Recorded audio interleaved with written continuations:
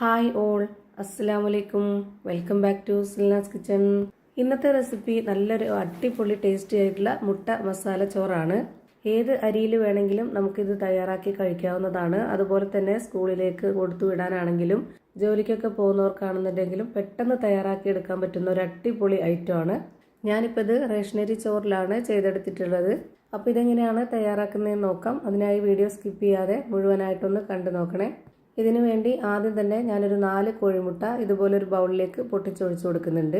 ഇനി ഇതിലേക്ക് ആവശ്യമായിട്ടുള്ള ഉപ്പിട്ട് കൊടുത്തതിന് ശേഷം ഇത് നല്ലപോലെ ഒന്ന് അടിച്ചെടുക്കുന്നുണ്ട്. ഈ വീഡിയോസ് കണ്ടുകൊണ്ടിരിക്കുമ്പോൾ തന്നെ സിൽനാസ് കിച്ചൺ ചാനൽ ആദ്യമായിട്ട് കാണുന്നവരാണെങ്കിൽ പ്ലീസ് ഒന്ന് സബ്സ്ക്രൈബ് ചെയ്തേക്കണേ. ഒപ്പം തന്നെ ഈ വീഡിയോസ് നിങ്ങൾക്ക് ഇഷ്ടപ്പെടുകയാണെങ്കിൽ ഒരു ലൈക്ക് ചെയ്ത് ഷെയർ ചെയ്ത് സപ്പോർട്ട് ചെയ്യാനും മറക്കരുത്. ഉപ്പിട്ട് ഇതുപോലെ നന്നായിട്ട് അടിച്ചെടുത്തതിന് ശേഷം ഇനി നമുക്കിതിലേക്ക് പൊടികൾ ഇട്ട് കൊടുക്കാം. ഒരു നുള്ള് മുളക് പൊടി, മഞ്ഞൾപ്പൊടി, ഗരം മസാലപ്പൊടി ഇത്ര ഇട്ട് കൊടുത്തതിന് ശേഷം ഒന്നുകൂടി നന്നായിട്ട് അടിച്ചെടുക്കുന്നുണ്ട്. കൂടുതലായിട്ട് പൊടി ഇട്ട് കൊടുക്കേണ്ട ആവശ്യമില്ല. അപ്പോൾ ഇതിൽ ആ ഒരു പൊടികളുടെ മണമേ മുന്തി നിൽക്കുകയുള്ളൂ. ലൈറ്റായിട്ട് ഇട്ട് കൊടുക്കണം. ഇനി അടുത്തതായിട്ട് സ്റ്റവിലേക്ക് ഒരു കടായി വെച്ച് കൊടുത്തതിന് ശേഷം ഫ്ലെയിം ഓൺ ആക്കി കൊടുത്ത് കുറച്ച് ഓയിൽ ഒഴിച്ചു കൊടുക്കുന്നുണ്ട്. ഒരുപാട് ഓയിൽ ഒഴിക്കേണ്ട, വളരെ കുറച്ച് ഓയിൽ ഒഴിച്ചു കൊടുത്തതിന് ശേഷം ഈ മുട്ട മുഴുവനായിട്ടും ഇതിലേക്ക് ഒഴിച്ചു കൊടുക്കാം.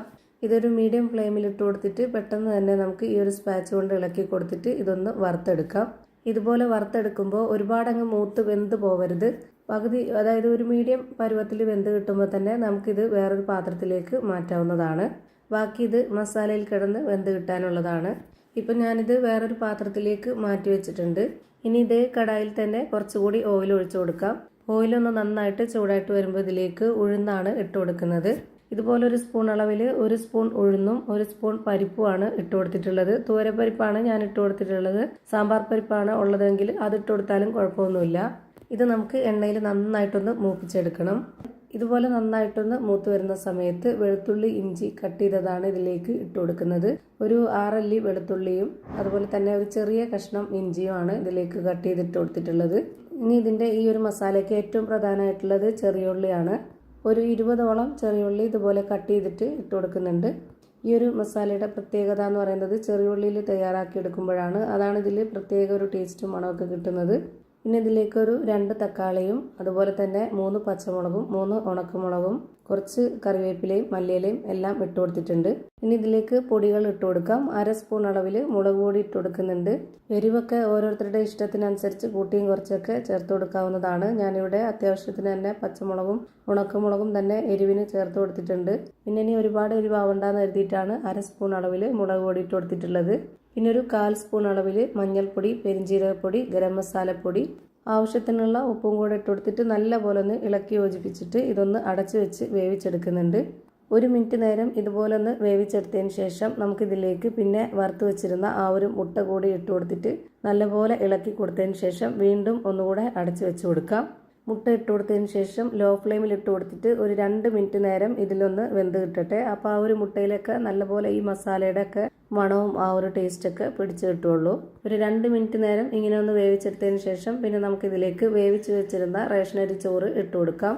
ഇങ്ങനെ തന്നെ നമുക്ക് സാദാ ചോറിലും അതുപോലെ തന്നെ നമുക്ക് ബിരിയാണിയുടെ റൈസൊക്കെ ഉണ്ടെങ്കിലും ഇതുപോലെ തന്നെ ചെയ്തെടുക്കാം. നല്ല ടേസ്റ്റാണ്. ഇനി ഇതിലേക്ക് കുറച്ച് നെയ്യ് ഒഴിച്ചു കൊടുക്കുന്നുണ്ട്. നെയ്യുടെ മണം കൂടി ആകുമ്പോൾ നമ്മുടെ ഈ ഒരു ചോറിന് നല്ല ടേസ്റ്റാണ്. ഇനി ഇത് നല്ലപോലെ ഒന്ന് ഇളക്കി കൊടുക്കാം. അതിൻ്റെ കൂടെ തന്നെ കുറച്ച് കറിവേപ്പിലയും മല്ലിയിലയും കൂടെ ഇട്ട് കൊടുക്കുന്നുണ്ട്. ഇനി ഇത് മുട്ടയിൽ ചെയ്തെടുക്കണ്ട, നമുക്ക് ചിക്കനിലോ ബീഫിലോ ഒക്കെ ചെയ്തെടുക്കണമെന്നുണ്ടെങ്കിൽ അങ്ങനെയും ചെയ്തിട്ടെടുക്കാം. ഏതിൽ വേണമെങ്കിലും ചെയ്തെടുക്കാം. അതൊക്കെ ഓരോരുത്തരുടെ ഇഷ്ടമാണ്. ഇതുപോലെ ഒന്നുകൂടി നന്നായിട്ട് ഇളക്കി കൊടുത്തതിന് ശേഷം ലോ ഫ്ലെയിമിൽ ഇട്ട് കൊടുത്തിട്ട് 1 മിനിറ്റ് നേരം ഒന്ന് വേവിച്ചെടുക്കണം. 1 മിനിറ്റ് നേരം വേവിച്ചാൽ മതി. ആ ഒരു മസാലയൊക്കെ അതിൽ ചോറിലൊന്ന് പിടിച്ച് കിട്ടാൻ വേണ്ടി മാത്രമാണ്. അപ്പോൾ ഇതാ ഭയങ്കര സിമ്പിളായിട്ടുള്ള നല്ല ടേസ്റ്റി ആയിട്ടുള്ളൊരു മുട്ട മസാല ചോറ് റെഡിയായി കിട്ടിയിട്ടുണ്ട്. എന്തായാലും ഒന്ന് ട്രൈ ചെയ്ത് നോക്കുക, എല്ലാവർക്കും ഇഷ്ടമാവും. അപ്പോൾ ഇത്രയേ ഉള്ളൂ ഇന്നത്തെ വീഡിയോ ഇഷ്ടമായാൽ ലൈക്ക് ചെയ്യാനും കമൻറ്റ് ചെയ്യാനും ഷെയർ ചെയ്യാനും മറക്കരുത്. അതുപോലെ തന്നെ ഞാനിടുന്ന പുതിയ വീഡിയോസ് നോട്ടിഫിക്കേഷനായിട്ട് കിട്ടുന്നതിന് വേണ്ടി സബ്സ്ക്രൈബ് ചെയ്ത് ബെല്ലൈക്കൺ അമർത്തി അതിൽ ഓൾ എന്ന ഓപ്ഷൻ എനേബിൾ ചെയ്ത് കൊടുക്കാനും മറക്കരുത്. പുതിയൊരു വീഡിയോയുമായി വീണ്ടും വരും. Thank you for watching.